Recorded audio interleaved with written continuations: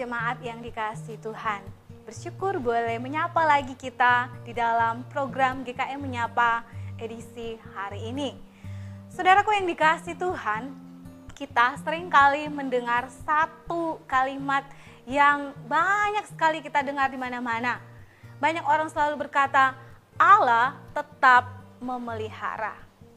Dari beberapa sebagian orang, seringkali salah kaprah untuk memaknai bagaimana Allah memelihara umatnya. Sebagian orang tersebut seringkali memaknai penyertaan atau pemeliharaan Allah, yaitu ketika hidup ini lancar-lancar saja. Ketika hidup ini tidak ada hambatan, seperti jalan tol yang terlihat lancar dan aman. Tetapi bagaimana ketika pandangan iman Kristen memaknai tentang pemeliharaan Allah?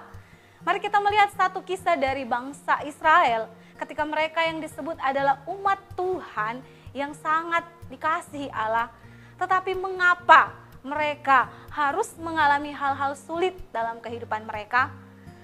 Mengapa mereka yang adalah bangsa kepunyaan Allah, tetapi toh mereka harus ditindas, mereka harus kerja paksa di Mesir? Kita melihat kisahnya di dalam Keluaran 1 ayat 7, firman Tuhan berkata, orang-orang Israel beranak cucu dan tak terbilang jumlahnya. Mereka bertambah banyak dan dengan dahsyat berlipat ganda sehingga negeri itu dipenuhi mereka. Saudaraku yang dikasihi Tuhan, jika Israel ini adalah umat kepunyaan Allah, tetapi mengapa mereka harus mengalami penderitaan?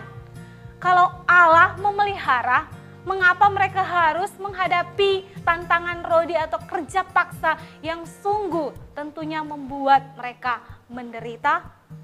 Saudaraku yang dikasihi Tuhan, disinilah letak bagaimana kita akan belajar bagaimana cara Allah memelihara umatnya. Ketika berefleksi dalam kehidupan bangsa Israel, maka kita akan menemukan 3 cara atau 3 wujud pemeliharaan Allah yang nyata di tengah-tengah bangsa ini.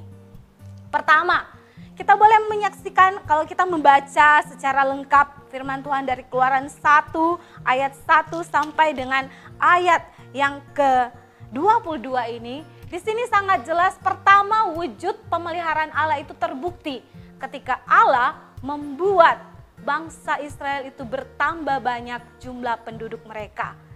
Jumlah penduduk khususnya laki-laki. Kita tahu bersama bahwa ketika di dalam perang atau dalam satu bangsa itu dikatakan bangsa yang besar ketika jumlah penduduk laki-lakinya banyak. Dan inilah yang dirasakan oleh bangsa Israel. Wujud penyertaan Allah yang kedua kepada bangsa Israel ketika Allah sendiri memakai 2 bidan yang dikatakan mereka tidak mengenal Allah, tetapi Allah dengan kedaulatannya memakai mereka. 2 bidan tersebut adalah Sifra dan Pua. Sifra dan Pua ini dipakai Tuhan untuk menyelamatkan wanita-wanita Ibrani ketika mereka melahirkan anak laki-laki dan akhirnya tidak dibunuh oleh Firaun.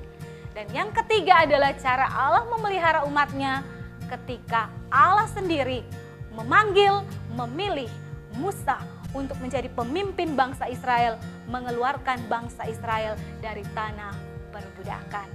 Saudaraku, dari kisah ini kita belajar membenturkan dengan kehidupan kita.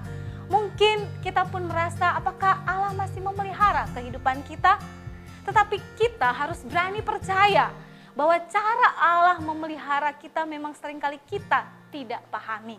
Tetapi yakinlah seiring berjalannya waktu, ketika kita menggunakan kacamata iman, kita percaya bahwa pemeliharaan Allah itu ada dalam segala bagian kehidupan.